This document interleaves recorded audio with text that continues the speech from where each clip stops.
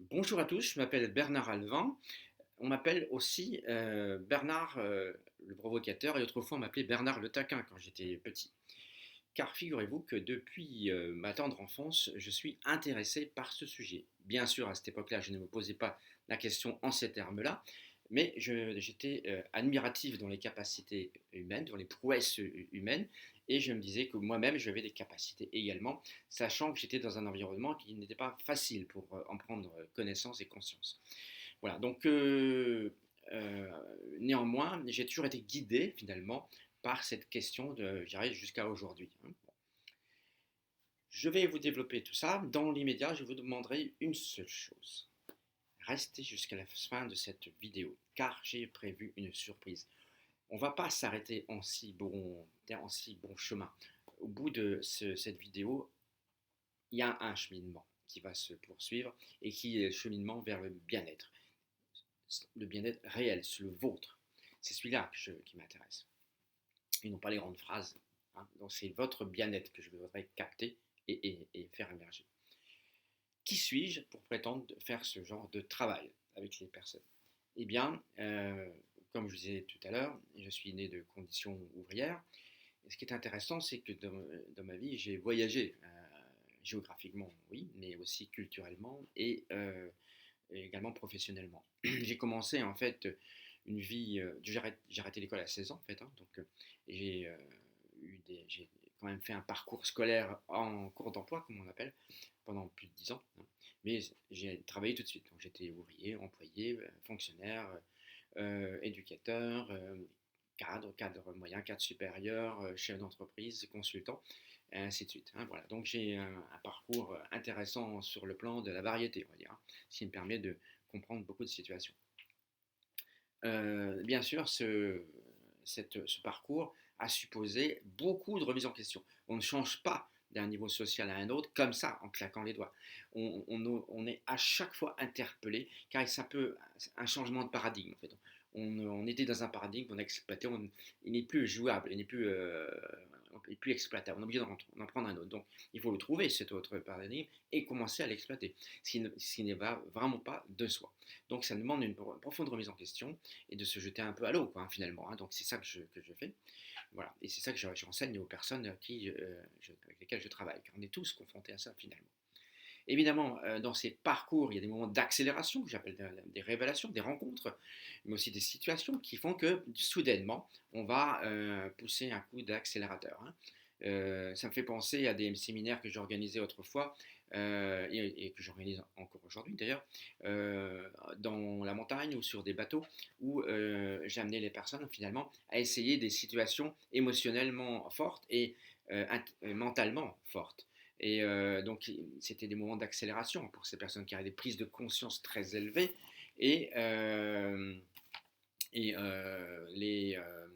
à partir de ces prises de conscience, eh bien, les personnes commençaient à enclencher des changements. Bon. Là, le développement de soi, de sa personne, eh bien, c'est un parcours d'autoroute avec des croisements. Donc, il y a à chaque, ou comme des ronds-points, on pourrait dire.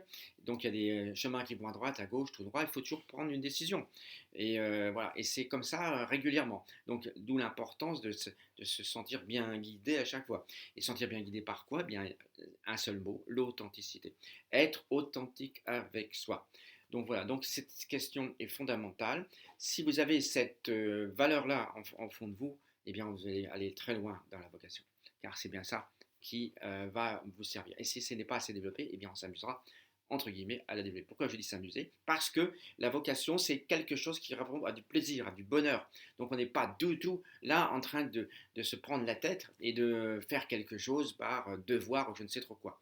Donc c'est bien la réalisation de soi, c'est marrant, c'est amusant, c'est pas quelque chose de terne et de rasoir, hein, c'est pas ça du tout.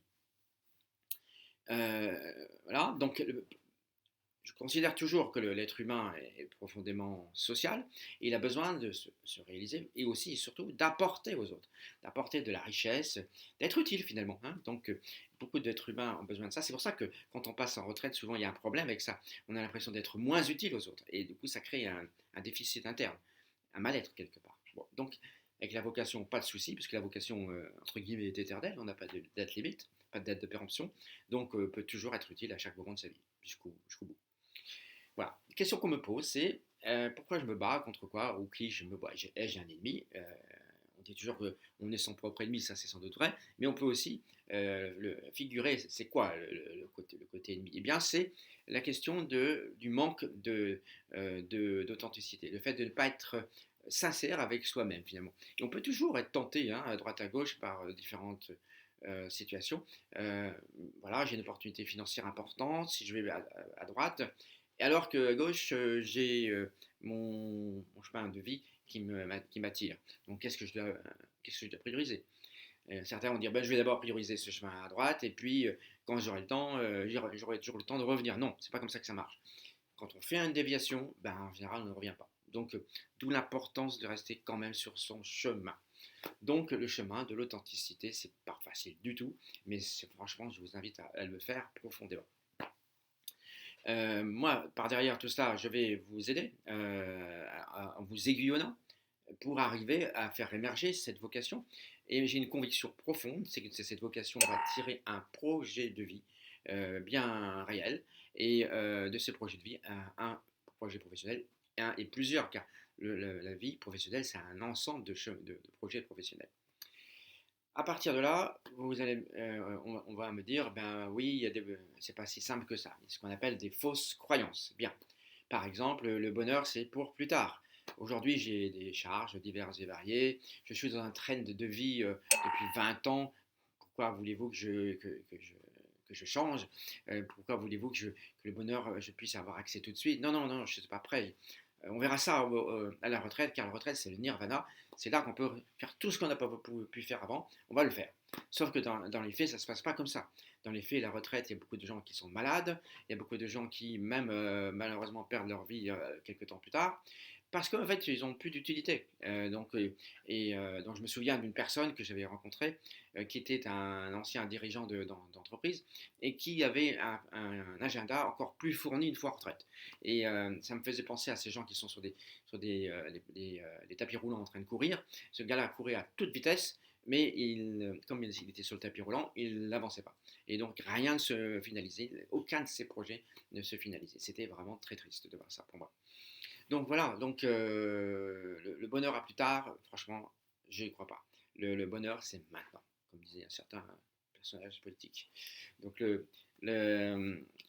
autre chose que j'entends souvent, c'est que je ne suis pas prêt ou capable de changer en raison de mes charges immenses. J'ai une famille, un conjoint, des enfants, des amis, etc., etc.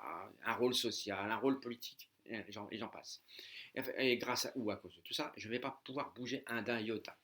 Bon, eh bien tous ces braves gens de notre entourage nous rendent bien service, entre guillemets, puisque grâce à ça, je vais pouvoir feindre que je ne peux pas bouger, et je vais donc rester dans mon cheminement actuel, qui est celui où finalement je ne me réalise pas. Donc ça, évidemment, vous imaginez bien que c'est quelque chose à laquelle je ne crois pas, et j'aurai l'occasion de le démontrer si on allait plus loin ensemble. Autre chose qui me paraît vraiment importante, c'est la peur de la réaction des autres. On vit tous dans un microcosme social, et dans ce microcosme social, on est vu avec un certain profil, on a un certain rôle qu'on joue, et si on change de rôle et change de positionnement, eh bien on va être vu différemment. Est-ce qu'on va perdre à ce moment-là nos amis? Est-ce qu'on va perdre nos relations? Est-ce qu'on va perdre notre conjoint? Est-ce qu'on va perdre tout notre entourage? Ben, la réponse c'est non, et j'insiste là-dessus. Parce que la raison est très simple, parce qu'on va impacter. En fait, on va impacter positivement toutes ces personnes. On va être plus nous-mêmes, beaucoup plus qu'avant. Et donc, du coup, on va pouvoir les impacter beaucoup plus positivement. Autre fausse croyance que j'entends et qui me paraît un peu délirante, c'est j'ai peur de faire face à ma destinée. Car pour une raison que j'ignore, quand on parle de vocation, immédiatement, les gens s'imaginent être avoir une vocation de pharaon, de danseur, de musicien, de peintre et je ne sais trop quoi, ou de grand gourou ou de grand prêtre, tout ce que vous pouvez imaginer. Donc ça, évidemment, ça ne se passe pas comme ça dans la réalité, à la marge, pourquoi pas, mais vraiment à la marge. Dans les faits, c'est pas comme ça, surtout que la vocation, c'est pas un métier. Le métier est un sous-ensemble de la vocation. La vocation, c'est un sens profond, solide, costaud, énergétique qu'on donne à sa vie pendant toute une vie, et peut-être plusieurs, pour certains qui croient à ça. Maintenant, par rapport à ça, au stade où on en est, je voudrais vous demander de vous poser une seconde parce que je vais vous délivrer des secrets. J'en ai j'en ai une kyrielle de secrets à vous donner. On va pas tout faire tout de suite. Je vais vous en donner tout de suite 3. Premier secret qui me semble important et vous y réfléchirez, c'est l'orientation. La première orientation qu'on va se donner est la bonne. Vous allez me dire, ah c'est ridicule, parce que si je suis là en face de vous, c'est justement parce que j'ai une problématique d'orientation. Donc c'est que je ne sais pas. Eh bien si, vous savez. Car moi je vais vous amener tout simplement à dire, voilà, donnez-moi la première orientation qui vous vient à l'esprit, elle sera la bonne. Et ben, par exemple, je voudrais être astronaute. Très bien, on va y aller comme ça. Et donc on va bâtir un projet d'astronaute. Évidemment, si c'est faux, si c'est pas authentique, on va vite s'en rendre compte, mais on va savoir pourquoi vous n'êtes pas dans cette bonne voie. Et le fait de démonter ce mécanisme va nous apprendre beaucoup de choses sur vous et sur votre voie et sur votre vocation. Si bien qu'à la fin, on va savoir pourquoi on l'arrête, sauf si vraiment c'est bien ça votre vocation. Hein. Bon. J'ai déjà eu un client qui a été orienté vers la notion d'espace, hein, bon, vers le travail dans l'espacial. Là, on va peut-être arrêter, et puis au moment où on s'arrête, eh bien, pour des raisons étranges, que j'ignore moi-même, on va découvrir, il y en a une autre qui va apparaître.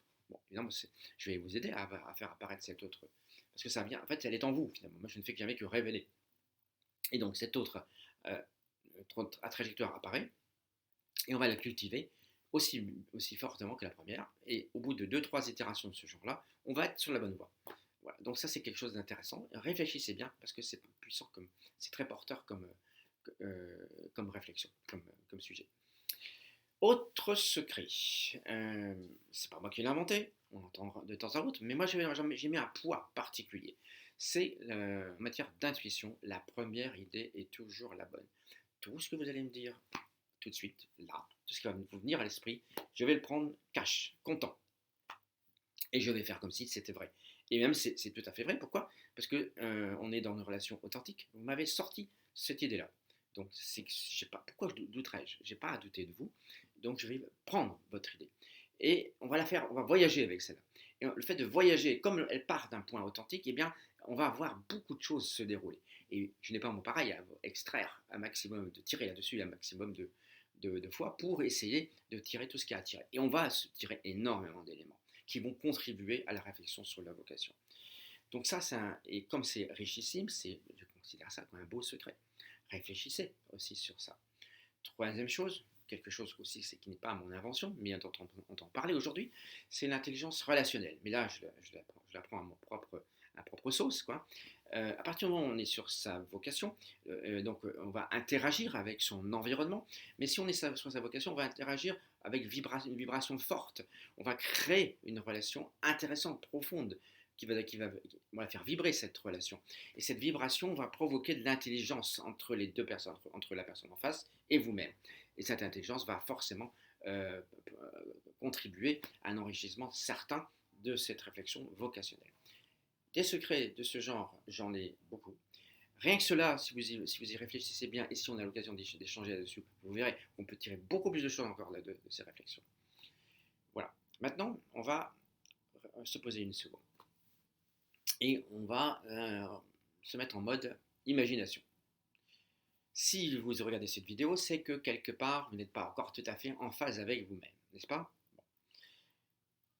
Le matin, vous partez au travail, sourire mi-figue mi-raisin, vous n'êtes pas forcément porté par de hautes énergies, peut-être par la routine.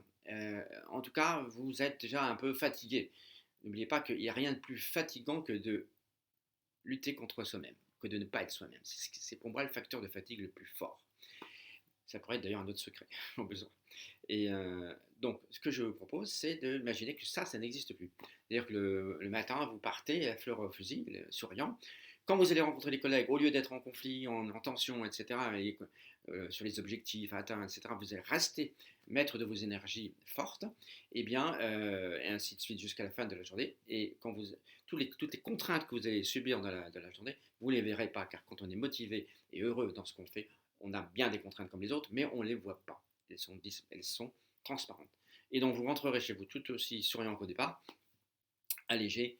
Et du coup, c'est un très bon remède pour éviter ce qu'on appelle le burn-out, hein. Donc, les gens qui sont constamment en lutte avec eux-mêmes finissent par être tellement fatigués que ça se transforme en burn-out.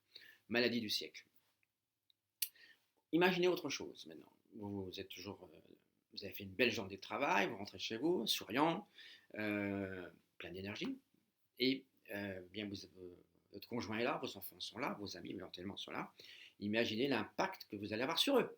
Eh bien, ils vont commencer à ressentir qu'il se passe quelque chose. Vous allez leur, il y a une convection, vous allez leur diffuser votre chaleur, si je puis dire, hein, vous allez leur diffuser vos énergies, et sans rien, même parfois sans rien dire, hein, ils vont capter tout cela, et ça va leur créer un certain enthousiasme.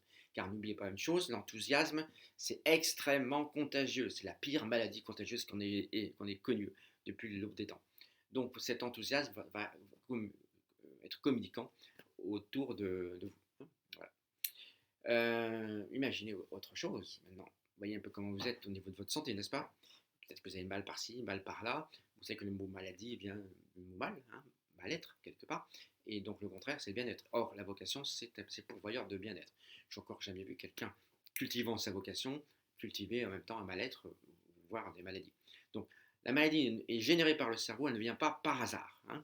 Et donc à partir du moment où on la travaille dans le sens inverse, c'est-à-dire on travaille le bien-être, et bien le bien-être est la meilleure arme qui soit pour lutter contre le mal-être. Donc ça a clairement un impact sur votre santé, ça je vous l'affirme. Imaginez maintenant que vous soyez dans un océan de bonheur. Alors vous allez me dire, je suis peut-être un doux rêveur, j'arrive du Népal, hein, j'ai été voir le Dalai Lama hier matin. Bien non, il n'y a pas besoin de faire tout ça. On peut créer sa propre intériorité très positive, voire de rêve, quoi. On peut créer son propre rêve. C'est pas qu'on peut, il faut créer son rêve. Maintenant, je terminerai cette vidéo en vous délivrant un souhait profond, sincère et, comme je le dis souvent, authentique. Voilà. Je voudrais, pour vous-même, que vous viviez le plus longtemps possible. Pas de façon, comment dire, en fonctionnant sur une jambe, hein, sur un bras. Non, en étant en pleine possession de vos moyens physiques, énergétiques, donc de votre santé. Je voudrais que vous viviez le plus longtemps possible en bonne santé. Et pour cela, vous allez me dire, c'est la vocation. Oui, la vocation, bien sûr. Mais surtout en étant vous-même. Le plus possible vous-même. Car vous savez, on possède chacun des potentialités considérables, des énergies monstrueuses à identifier et à développer. Évidemment, moi, je m'en sers pour travailler sur cette vocation qui elle-même est le vecteur que je connais le plus fort pour exploiter cette merveilleuse réserve que sont les potentiels de chaque personne. J'espère vous avoir convaincu. Si oui, eh bien je vous amène à la suite. Voilà, cliquez là sur ce bouton-là et on poursuit notre aventure tous les deux. Et on va aller loin, car je suis un aventurier et vous aussi. À bientôt.